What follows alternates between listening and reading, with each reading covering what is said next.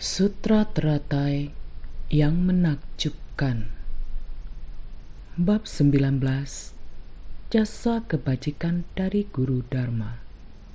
Sun Fasyang Sutra Teratai episode 1717. Akar pikiran murni dan selalu sesuai dengan Dharma benar. Tahu bahwa dunia ini penuh penderitaan, baru kita berkesempatan untuk menumbuhkan kewelas asihan dan kebijaksanaan. Para bodhisattva menerapkan kewelas asihan dan menggunakan kebijaksanaan, menjalankan praktik murni dan bersikukuh pada gagasan, menyelamatkan jiwa kehidupan dan menyelamatkan jiwa kebijaksanaan, menciptakan berkah dan kebijaksanaan. Dengan masuk ke tengah orang banyak, kita harus bersungguh hati. Di dunia ini, dalam waktu dan ruang, setiap detik tidak terlepas dari waktu yang berlalu. Waktu berlalu begitu cepat, dan ruangan ini begitu luas. Hubungan antara sesama manusia demikian menakjubkan, sungguh tak bisa dianalisa secara rinci. Prinsip kebenaran yang tidak bisa dianalisa ini justru adalah kebenaran sejati. Benar, ini adalah prinsip dari kebenaran sejati.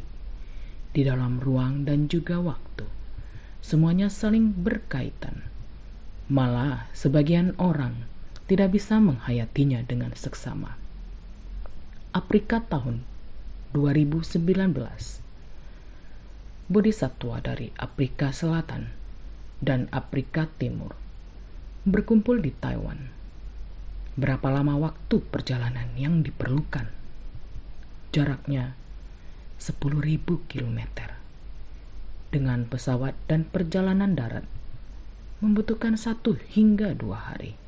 Berkumpul di sini adalah demi untuk permasalahan duniawi, demi mereka yang menderita di dunia ini. Ada sekelompok bodhisattva yang tidak tega dengan penderitaan orang-orang yang berjodoh dengan mereka, tidak tega akan semua makhluk, merasa sepenanggungan dengan cinta kasih universal. Para bodhisattva tidak tega atas penderitaan para makhluk, sehingga turut merasakan kepedihannya ketika orang lain menderita. Sekelompok bodhisattva ini, selain bantuan darurat, para bodhisattva pergi membantu mereka. Setelah bantuan darurat selesai, para bodhisattva ini juga memikirkan bagaimana agar mereka yang menderita ini bisa hidup tentram dalam jangka panjang. Sungguh menderita para makhluk yang demikian banyak. Bagaimana untuk bisa menolong mereka semua? Jika kita tidak bisa menolong mereka semua, apa kita harus menyerah? Namun, para bodhisattva tetap memikirkan cara untuk menolong mereka.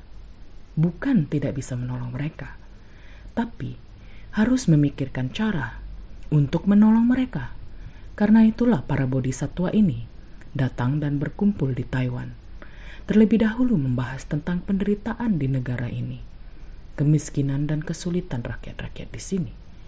Afrika tahun 2019 sudah terdapat 9 negara, yaitu Afrika Selatan, Lesotho, Botswana, Namibia, Swaziland, Zambia, Malawi, Mozambik, Zimbabwe, yang mana insan suci sudah ada di sana.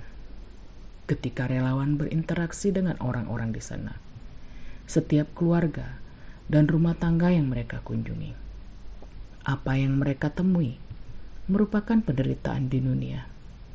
Bodhisattva pergi ke sana dan menggunakan kebijaksanaan untuk berinteraksi dengan mereka. Bagaimana menerapkan kewelas asihan?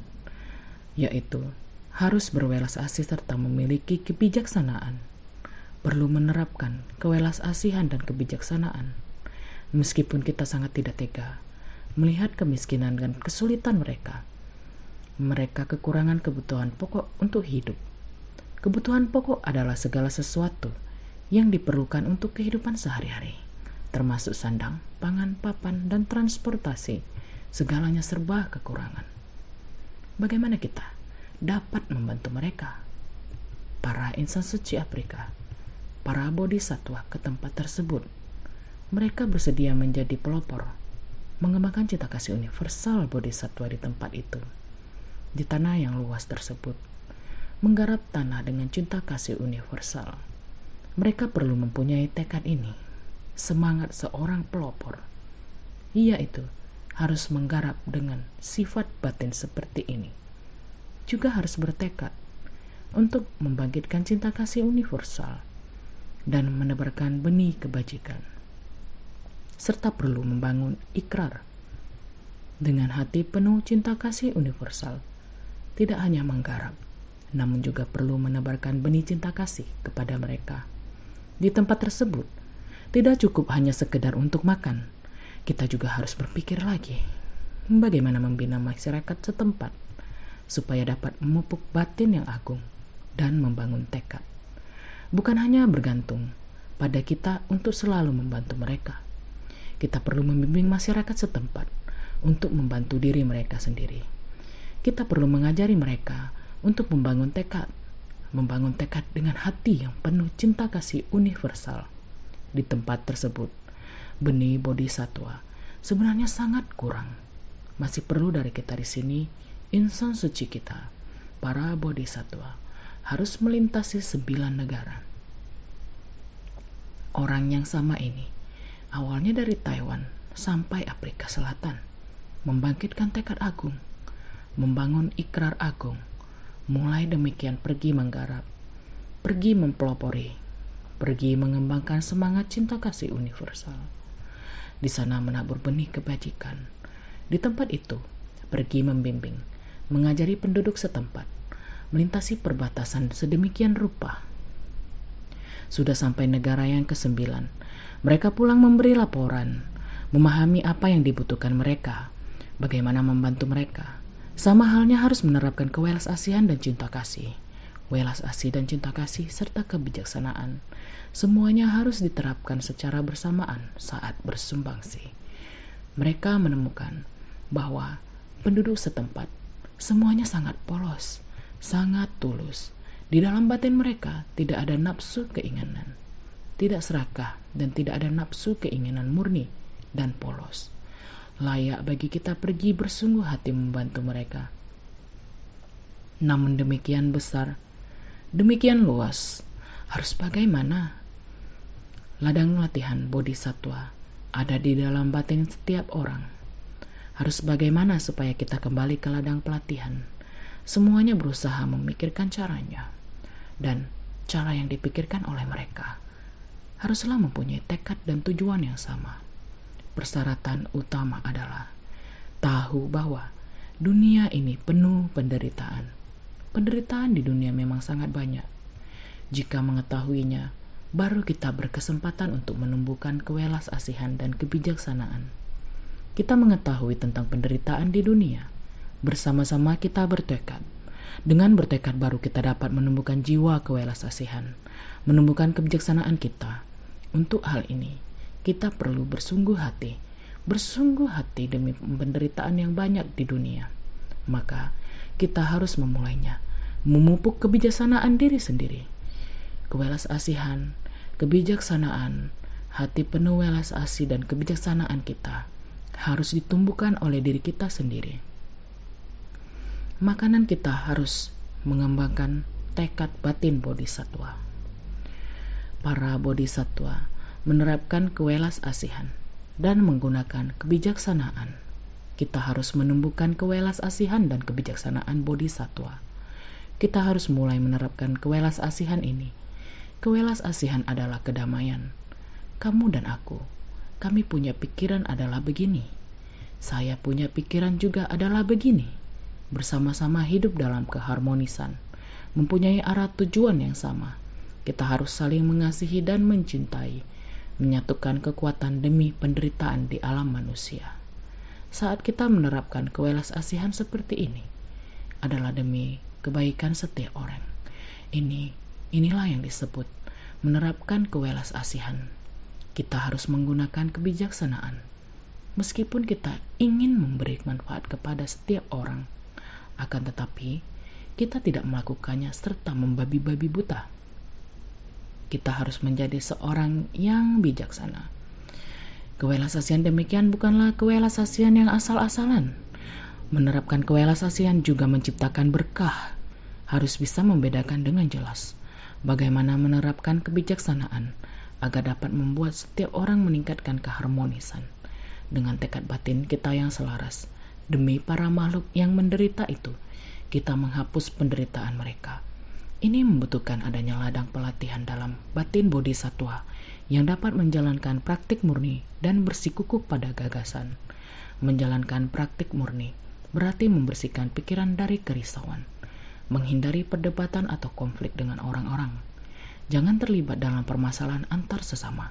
Ketika mendengar suara perselisihan, kita jangan terpengaruh. Jangan timbul kerisauan. Jika kita ingin membimbing para makhluk, mengubah penderitaan menjadi kedamaian di dunia, ini sangat bergantung pada pertumbuhan kebijaksanaan kita. Agar kewelasasian dan kebijaksanaan dapat bertumbuh, kita harus menerapkan kewelasasian dan menggunakan kebijaksanaan. Pertama-tama kita harus menjernihkan batin kita dari kekeruhan sehingga batin menjadi murni, dan harus memegang teguh tekad dan semangat kita. Inilah keteguhan hati yang tidak boleh hilang dari seorang bodhisattva. Kita harus seperti ini demi ladang pelatihan kita, agar dapat memupuk dan menumbuhkan kebijaksanaan kita untuk mengembangkan kekuatan kita dalam bersumbangsi kepada orang banyak. Oleh karena itu, untuk menyelamatkan jiwa kehidupan, kita harus menyelamatkan jiwa kebijaksanaan kita. Untuk menyelamatkan jiwa kebijaksanaan kita, kita harus mengetahui hal-hal yang telah disebutkan sebelumnya. Tahu bahwa dunia ini penuh penderitaan, baru kita berkesempatan untuk menumbuhkan kewelasasian dan kebijaksanaan. Para bodhisattva menerapkan kewelasasian dan menggunakan kebijaksanaan, menjalankan praktik murni. Beginilah kita baru memiliki cara untuk menyelamatkan makhluk hidup. Banyak makhluk hidup yang menunggu kita untuk menyelamatkan mereka. Namun, kita harus terlebih dahulu menumbuhkan jiwa kebijaksanaan kita. Melalui kehidupan mereka yang dipenuhi penderitaan, kebijaksanaan mereka juga dapat tumbuh. Jadi, bisa saling menambahkan kebijaksanaan. Hanya dengan cara ini barulah kita dapat menciptakan berkah dan kebijaksanaan dengan masuk ke tengah orang banyak. Inilah hal yang paling dibutuhkan oleh seorang bodhisattva. Melihat bodhisattva di Afrika yang sangat bersungguh hati, secara khusus balik lagi ke sana. Yang membuat kita terharu adalah bodhisattva bersedia untuk berkorban, tidak takut akan kesulitan, mendaki gunung, melewati lembah, menempuh jalan ribuan kilometer, sering kali bolak-balik, melintasi satu negara demi satu negara. Begitulah di negara-negara Afrika. Demi menyelamatkan makhluk hidup dari penderitaan, mereka tidak takut akan kesulitan mereka sendiri. Ini sangat mengharukan. Lagi pula, orang Afrika yang berinteraksi dengan kita, mereka begitu polos, tidak tahu apa itu Dharma Buddha. Namun, sekelompok orang ini datang, dan prinsip kebenaran yang mereka sampaikan begitu bagus. Kita rela menerima. Siapa yang katakan ini? Saya rela mau menerima. Saya rela mau melakukan. Saya rela mau membantu orang lain. Ini sangat polos, sederhana. Setiap kalimat didengarkan dan dipraktekkan dengan tindakan nyata. Murid-murid master yang ada di sana, Afrika, benar-benar menjalin jodoh Dharma sangat dalam dengan master. Saya berharap satu persatu mereka bisa mengubah penderitaan, dapat menerima Dharma, bersukacita dalam Dharma, dan berbahagia merubah kehidupan mereka, dapat menciptakan benih jodoh yang baik untuk kehidupan masa depan. Buddha ingin merubah penderitaan para makhluk menjadi kebahagiaan, merubah kemiskinan menjadi kekayaan. Sama buat mereka. Nenek miskin pun tidak ditinggalkan. Nenek miskin ini berkata kepada Sang Buddha, "Saya miskin dan sulit. Saya ingin memberi persembahan, namun saya tidak ada berkah apapun, tidak ada. Sang Buddha berkata, kamu ada berkah, kamu bisa memberi persembahan. Berkah dari mana? Di ujung bajumu ada sepotong kain yang hampir robek. Kain itu sudah dapat digunakan sebagai persembahan. Bahkan hanya dengan sobekan kain di ujung baju si nenek miskin, Sang Buddha juga menciptakan kesempatan untuk membimbingnya, sehingga dia juga memiliki benih sebab dan kondisi untuk menciptakan berkah dan memberi persembahan.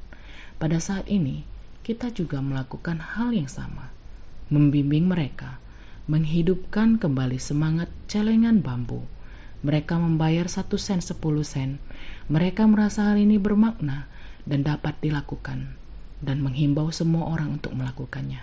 Dengan demikian, mereka juga sedang menciptakan berkah, agar tidak lagi miskin dan susah dari kehidupan. Dia tidak menciptakan berkah di kehidupan sebelumnya, tapi menemukannya di kehidupan ini. Ada orang yang mengajarinya. Dia mengetahuinya dan memberitahu semua orang. Tetesan demi tetesan dapat dikumpulkan untuk membantu orang lain. Telah mengerti prinsip kebenarannya, bersedia bersumbangsi, bersedia mempromosikan dan mengumpulkan.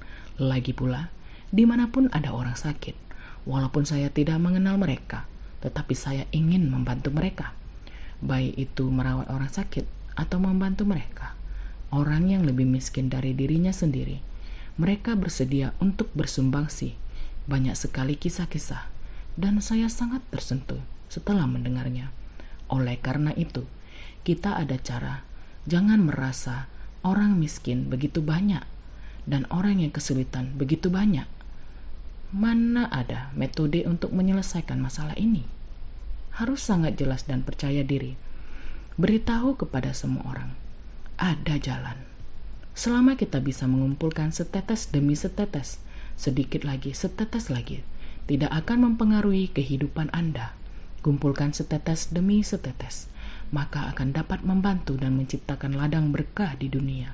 Inilah ajaran Sang Buddha kepada kita, dari kecil hingga besar, seperti apa yang dikatakan kepada semua orang. Sebelum memasuki naskah sutra, para praktisi dari 3 kendaraan demi melepaskan diri dari kerisauan. Mereka menerapkan kebijaksanaan murni yang tanpa noda untuk menghapus delusi dan merealisasikan prinsip kebenaran. Inilah penggunaan dari kebijaksanaan ini. Hendaknya menuntun semua makhluk untuk memasuki kebijaksanaan tanpa celah dari Buddha. Para praktisi dari 3 kendaraan demi melepaskan diri dari kerisauan, mereka menerapkan kebijaksanaan murni tanpa noda. Ini bukankah menjelaskan apa yang sudah dikatakan sebelumnya? Di dunia ini ada bodhisattva dari Afrika, berasal dari jalanan jodoh Taiwan. Mengapa mereka harus pergi jauh ke Afrika? Tidak hanya pergi ke sana, tetapi menetap di sana.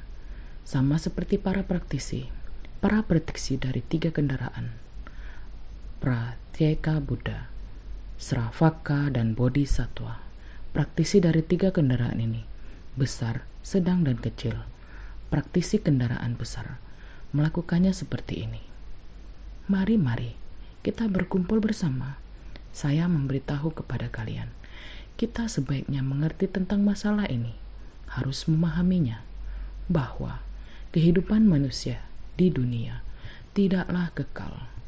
Kita harus bersungguh hati menggenggam kesempatan di kehidupan sekarang ini. Terhadap Sravaka, mari, apakah kalian sudah mendengarnya? Ini adalah Dharma. Kehidupan manusia sangatlah menderita. Anda mengalami banyak penderitaan. Penderitaan ini adalah sedemikian terakumulasi.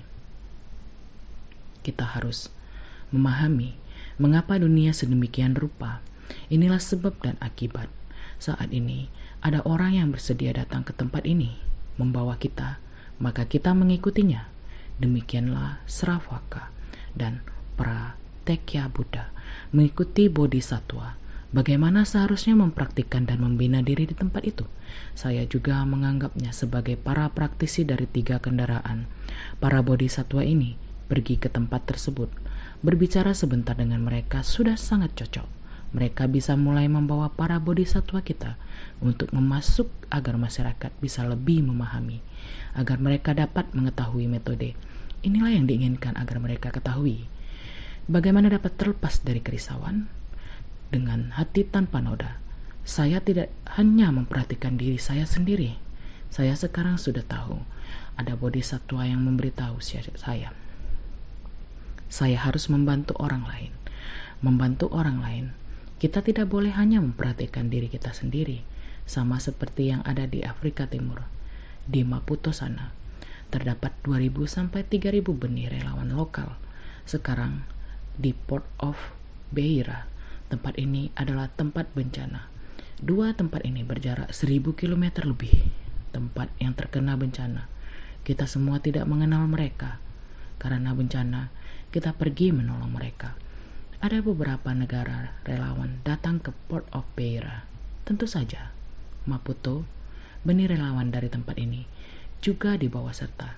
Setelah di sana mulailah melihat penderitaan dari orang-orang ini yang tertimpa bencana. Dibandingkan dengan penderitaan kami tempat yang aman, lebih menderita. Saya bersedia membangkitkan tekad datang ke tempat ini, tinggal bersama dengan mereka dalam jangka waktu yang panjang. Saya akan membina mereka bagaimana untuk bergabung dengan suci dengan menggunakan metode suci. Bukan hanya fokus menjaga diri sendiri, juga masih harus menjaga semua orang. Harus bagaimana agar batin semua orang bisa bersuka cita lagi. Ini merupakan jalinan jodoh. Afrika Selatan memiliki jalinan jodoh awal. Afrika Selatan Mozambik memiliki jalinan jodoh awal Mozambik. Kedua belah pihak ini memiliki jalinan jodoh awalnya sendiri. Berkumpul saat ini di tempat yang sedang menumbuhkan bantuan, kita menggerakkan bodhisatwa yang telah dibimbing dan sedang dibimbing. Datang ke tempat ini, ingin membimbing orang yang akan dibimbing. Ini berarti Dharma Buddha harus berada di dunia. Jadi, agar Dharma Buddha bisa berada di dunia, harus dari kecil, menengah, dan besar. Semua ini merupakan aspek batin. Terlebih dahulu, membuka kerisauan, meninggalkan kerisauan, harus terlebih dahulu dibersihkan dari dalam batin. Membiarkan kerisauan dan kegelapan batin, semuanya dilenyapkan. Harus menjaga kemurnian niat batin itu, yakni Dharma meresap ke dalam batin, telah memahami, tidak lagi menerima kerisauan. Apapun lagi yang akan mempengaruhi, seperti ini kebijakan murni. Selangkah demi selangkah, dengan jelas dipahami. Jadi, menghapus delusi dan merealisasikan prinsip kebenaran. Jangan risau lagi. Jangan diganggu suara gaduh ini lagi. Inilah penggunaan dari kebijakan ini. Inilah yang perlu kita gunakan. Kita harus tahu lebih dahulu. Setelah tahu, kita baru bisa menggunakan metode ini. Bodhisattva harus menghapus delusi dan merealisasikan prinsip kebenaran. Inilah penggunaan dari kebijaksanaan ini. Kebijaksanaan ini, kegunaan dari kebijaksanaan ini adalah membuat kita mengerti. Setelah memahami prinsip kebenaran ini, kerisauan dan kegelapan batin telah diputuskan. Baru bisa memahami prinsip kebenaran dengan tenang. Inilah kegunaan kebijaksanaan. Dia bisa membedakan. Kebijaksanaan disebut kebijaksanaan untuk membeda-bedakan. Mampu memiliki kebijaksanaan untuk membeda-bedakan ini. Kita tahu kehidupan seseorang bisa mempengaruhi banyak orang agar mengembangkan nilai mereka. Inilah kebijaksanaan. Hendaknya menuntun semua makhluk untuk memasuki kebijaksanaan tanpa celah dari Buddha. Kita harus senantiasa masuk ke tengah orang banyak dan terus membimbing dan menuntun para makhluk. Barulah kita akan memperoleh metode untuk sesungguhnya mendekati kebijaksanaan tanpa celah dari Buddha. Oleh karena itu, pengetahuan tidaklah cukup dengan hanya mengetahui. Pengetahuan mengharuskan kita untuk menghayati. Anda harus mempraktikannya dan tindakan nyata. Anda harus melakukannya dengan sungguh-sungguh. Melakukan sampai tubuh dan batin Anda bersuka cita dan leluasa. Dengan begitulah, dapat sesungguhnya menghapus delusi dan merealisasikan prinsip kebenaran. Anda juga harus rela dan melakukannya dengan sukacita. Jangan takut akan kesulitan yang dihadapi para makhluk. Jangan takut akan kegelapan batin para makhluk. Jangan takut. Pokoknya selalu akan sempurna dan dipenuhi sukacita dalam Dharma. Untuk dapat menghapus delusi dan merealisasikan prinsip kebenaran tergantung pada kebijaksanaan. Kebijaksanaan tersebut adalah dengan membimbing para makhluk. Harus dengan membimbing para makhluk, menyelamatkan dan membimbing para makhluk, barulah dapat memasuki kebijaksanaan Buddha. Walaupun dijelaskan secara berulang, intinya tidak terlepas dari prinsip kebenaran ini. Jalan tetap harus ditapaki dengan demikian. Maka, jikalau dapat memahami prinsip dan filosofi ini, kita akan dapat menerima kitab sutra dari Sang Buddha. Dan terhadap naskah sutra, kita akan dapat memahaminya. Maka, naskah sutra sebelumnya dijelaskan sebagai berikut. Semua dharma yang dibabarkannya adalah sesuai dengan arah dari maknanya. Tiada satupun yang bertentangan dengan realitas sejati, baik dalam membabarkan kitab keduniawian, membicarakan doktrin pemerintahan di dunia, ataupun usaha untuk menghidupi diri, semuanya akan selalu sesuai dengan dharma benar. Sutra Teratai Bab 19, Jasa Kebajikan dari Guru Dharma. Semua dharma yang dibabarkan adalah sesuai dengan yang dibutuhkan para makhluk. Prinsip kebenaran itu, kita telah mendengar prinsip kebenaran seperti ini. Para makhluk menderita adalah dari akumulasi. Sesuai dengan prinsip ini, maka kita harus masuk untuk bersumbangsi. Ini baru benar-benar padan dan prinsip kebenaran jadi sesuai dengan arah dari maknanya. Arah dari prinsip kebenaran adalah penderitaan para makhluk bodhisattva harus praktek dengan memasuki prinsip kebenaran ini untuk mencabut penderitaan para makhluk. Jadi, tiada satupun yang bertentangan dengan realitas sejati. Ini dengan prinsip sejati, bukan hanya dengar saja. Dengar, babarkan, babarkan, sebarkan, sebarkan. Hanya seperti ini saja. Tidak bisa untuk merubah penderitaan para makhluk. Benar-benar adalah harus pergi. Arah artinya adalah pergi. Pulang kembali adalah seperti ini. Pergi bersumbangsi. Kembali lagi adalah prinsip kebenaran yang aslinya. Jadi, tiada wujud saling bertentangan. Ini adalah sejati. Ini dinamakan tiada satupun yang bertentangan dengan realitas sejati. Kita pergi pulang kembali, berdiri di titik asal ini. Pulang kembali juga di titik asal ini. Jadi, baik dalam membabarkan kitab keduniawian, membicarakan doktrin pemerintahan di dunia, ataupun usaha untuk menghidupi diri, semuanya akan selalu sesuai dengan dharma benar. Bagaimana juga kehidupan kita, hal yang baik harus dikerjakan. Orang di masa lalu mengatakan, kamu harus melakukan hal baik, baru akan memperoleh balasan yang baik. Orang di zaman kuno juga mengatakan seperti ini. Buddha menjelaskan kepada kita dengan lebih jelas lagi.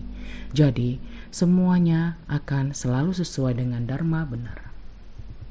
Selanjutnya, bagian naskah sutra ini mengatakan, pada 3000 maharibu dunia, para makhluk dalam 6 alam kelahiran dan proses pemikiran mereka, aktivitas batin mereka, dan pembicaraan tanpa guna dalam batin mereka, semuanya diketahui olehnya.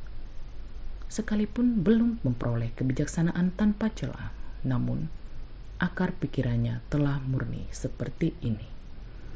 Sutra Teratai Bab 19, Jasa Kebajikan dari Guru Dharma. 6 alam kelahiran mencakup para makhluk yang berada di dalam 6 alam tersebut. Proses pemikiran mereka, para dewa di alam surga, telah melakukan praktik kebajikan, sehingga mereka berada di lingkungan yang penuh dengan kenikmatan. Di alam manusia terdapat penderitaan dan juga kebahagiaan, sedangkan di neraka hanya ada penderitaan yang begitu berat hingga terasa seperti tidak dapat bernapas. Di alam kelahiran apapun, semua makhluk memiliki keinginan. Hati mereka selalu mencari sesuatu. dari perbuatan ataupun yang mereka lakukan. Ataupun mungkin hanya berpikir dan berpikir, prinsip kebenaran ini baik, aku ingin menyebarkannya. Mereka mungkin berbicara panjang lebar, seperti bunga khayalan jatuh bertaburan dari angkasa.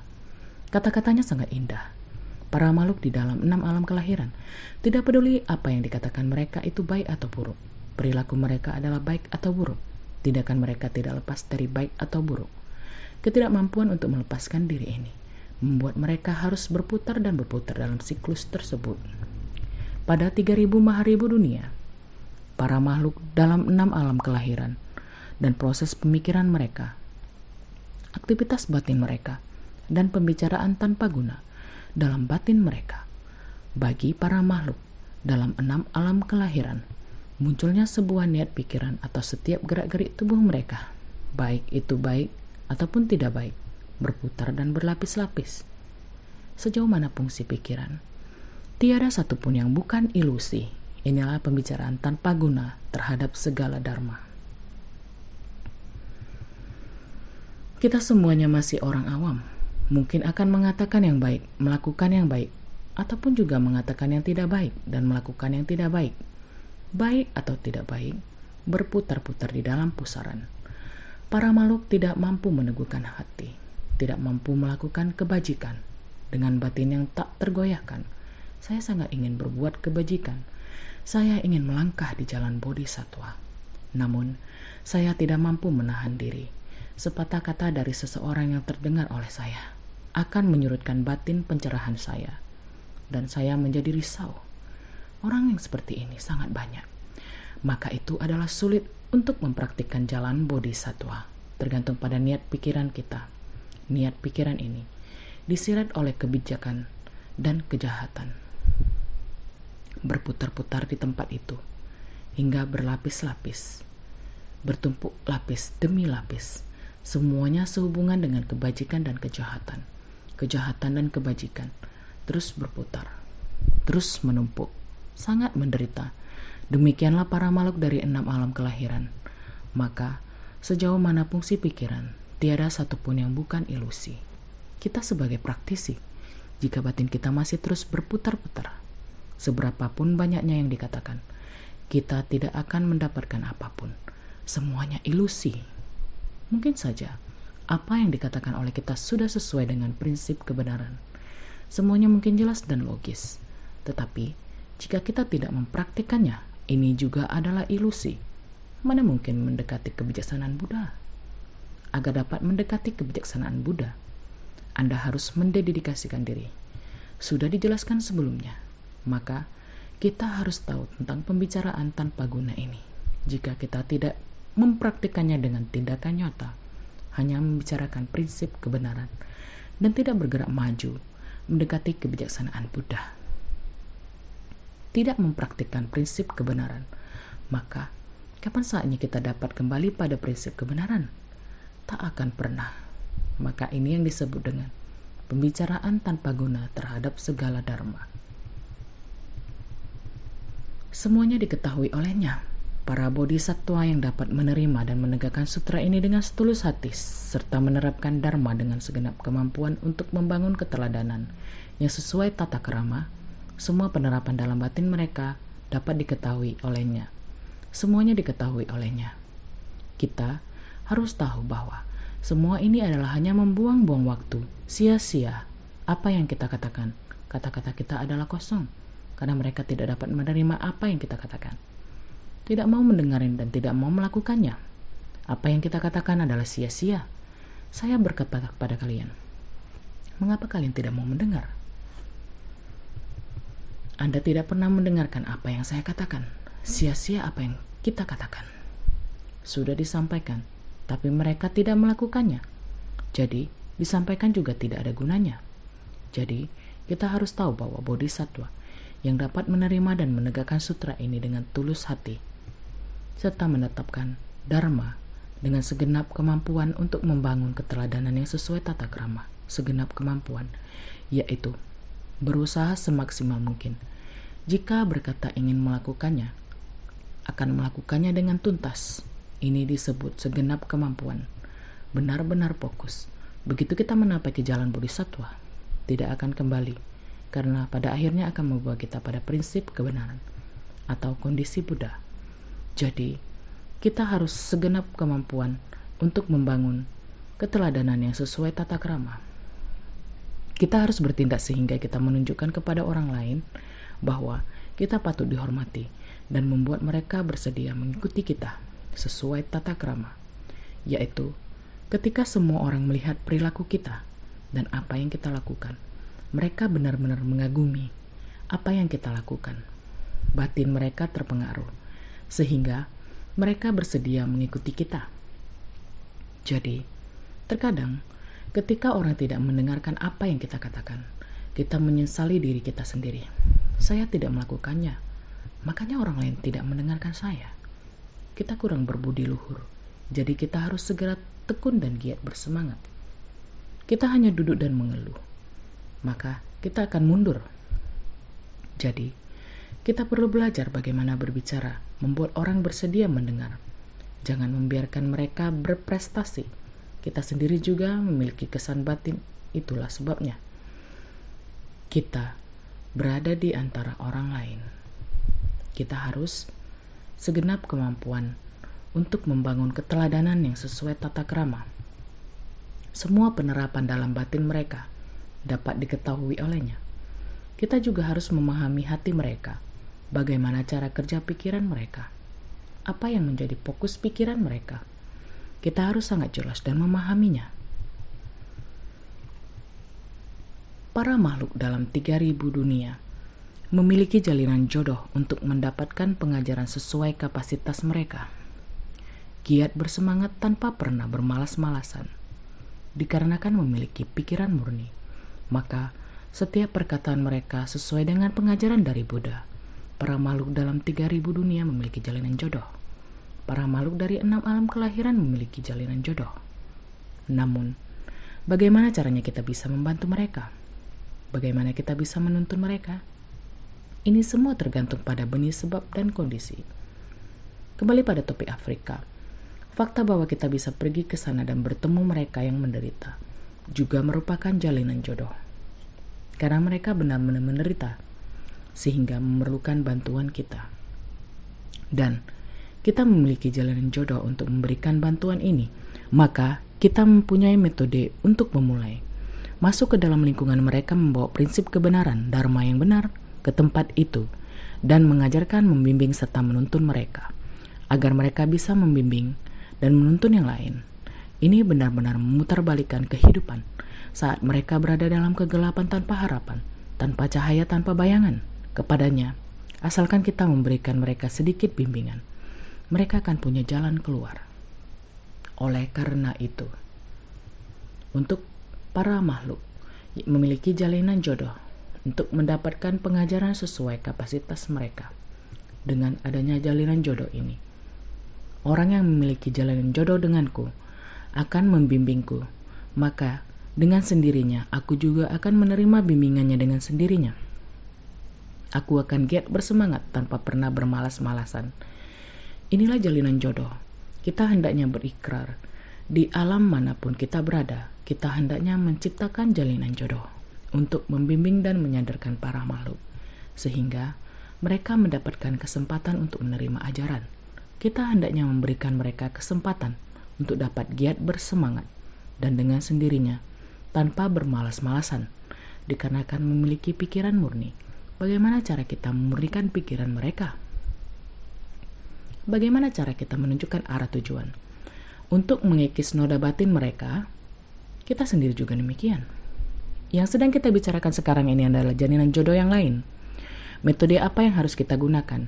Metode ini adalah milik kita sendiri. Kita sendiri harus menerima ajaran dan menerima kesempatan untuk belajar. Kita sendiri hendaknya tidak lagi tercemar oleh kegelapan batin. Dengan demikian, apapun yang kita katakan akan selaras dengan ajaran Buddha. Ini artinya, apapun yang direnungkan, diperhitungkan, atau diucapkan oleh orang ini, semuanya adalah ajaran Buddha. Tiada satupun yang tidak benar dan nyata. Sutra Teratai Bab 19, Jasa Kebajikan dari Guru Dharma. Sekiranya dapat demikian, orang-orang ini akan berpikir baik, baik-baik, termasuk diri kita sendiri. Harus baik-baik merenungkan, benar-benar memperhitungkan diri sendiri, memahami seberapa besar kemampuan yang dimiliki oleh kita.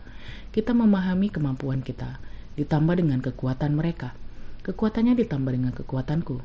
Jadi sebenarnya, berapa besar kekuatan kita? Kita dapat melakukan seberapa banyak hal. Apapun jalinan jodoh kita, seberapa banyak kita dapat menjabarkan, seberapa banyak dharma kepada orang lain. Dan kemampuan kita apakah dalam atau dangkal? Kita sendiri merenungkannya, kita sendiri mengukurnya. Jadi, apapun yang direnungkan, kita sendiri harus berpikir bahwa kekuatan kita seberapa besar, kita dapat bersumbangsi seberapa banyak. Ini semuanya adalah dharma yang dapat dibabarkan. Semuanya adalah ajaran Buddha. Kita membabarkan apa yang kita ketahui, membabarkan apa yang kita hayati. Dengan demikian, apa yang dibabarkan tidak akan ada penyimpangan. Semuanya adalah ajaran Buddha. Tiada satupun yang tidak benar dan nyata. Seperti perjalanan yang ditempuh oleh mereka. Setelah beberapa waktu, harus melalui lebih dari 10.000 kilometer, baru bisa mencapai pada tujuan. Ini semuanya nyata, tidak palsu. Dan orang-orang ini semuanya melakukannya seperti ini, dengan nyata melakukannya. Orang-orang itu demikian mendapatkan pertolongan, adalah benar-benar mendapatkan pertolongan. Ini adalah prinsip kebenaran yang sama. Apapun yang direnungkan, diperhitungkan secara cermat atau dijelaskan oleh orang yang menegakkan sutra ini, semuanya adalah dharma sejati. Dikarenakan memiliki batin yang lurus, maka semua pemikiran dan perkataan darinya adalah sesuai ajaran dharma. Kalimat demi kalimat, tiada satupun yang tidak benar dan nyata. Apapun yang direnungkan, diperhitungkan secara cermat, atau dijelaskan oleh orang yang menegakkan sutra ini, semuanya adalah dharma sejati. Orang yang seperti ini penuh perhatian, cermat adalah fokus. Fokus tidak ternoda disebut cermas, disebut cermat. Diperhitungkan secara cermat atau dijelaskan. Kita harus pikirkan baik-baik. Kata yang benar dan nyata baru dipikirkan dengan baik. Berkata yang baik. Kita mengatakan berapa jauh, mengatakan berapa panjang, berapa orang. Kita mengatakannya baik-baik, tidak terlepas dari dharma Buddha. Semuanya adalah dharma sejati. Ini adalah dharma Buddha, sehingga dikarenakan memiliki batin yang lurus, maka semua pemikiran dan perkataan darinya adalah sesuai ajaran dharma, kalimat demi kalimat. Tiada satupun yang tidak benar dan nyata. Ini semua adalah sejati. Kehidupan manusia yang menderita itu, derita, benar-benar menderita.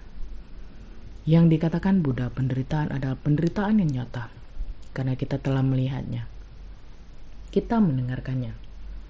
Kita juga melakukan bagaimana membantu yang menderita. Dan kita sendiri juga mempunyai derita. Penderitaan kita, derita pada pikiran bercabang-cabang dan batin yang risau. Pikiran bercabang-cabang merisaukan batin kita, membuat kita maju mundur. Banyak penderitaan. Singkat kata, tidak mungkin tiada penderitaan di dunia, sehingga harus saling membantu di dunia. Yang bisa diajarkan harus sungguh-sungguh diajarkan. Yang menerimanya juga harus sepenuh hati. Tidak boleh mengajarkanmu, kamu tidak mau mendengarkannya. Ini membuang-buang waktu, sia-sia. Yang dikatakan menjadi percuma saja, yang didengar tak ada gunanya. Semuanya tidak nyata. Semuanya kosong dan hampa. Waktu juga berlalu dengan sia-sia. dan juga tidak mendapat manfaat apapun dari ruang ini. Antara sesama tidak saling memberi manfaat. Prinsip kebenaran ada di sini. Waktu, ruang, antara sesama. Katakanlah, apakah pada kehidupan kita ini, di antara kita antar sesama, apakah saling menghargai? Semoga semua orang senantiasa bersungguh hati.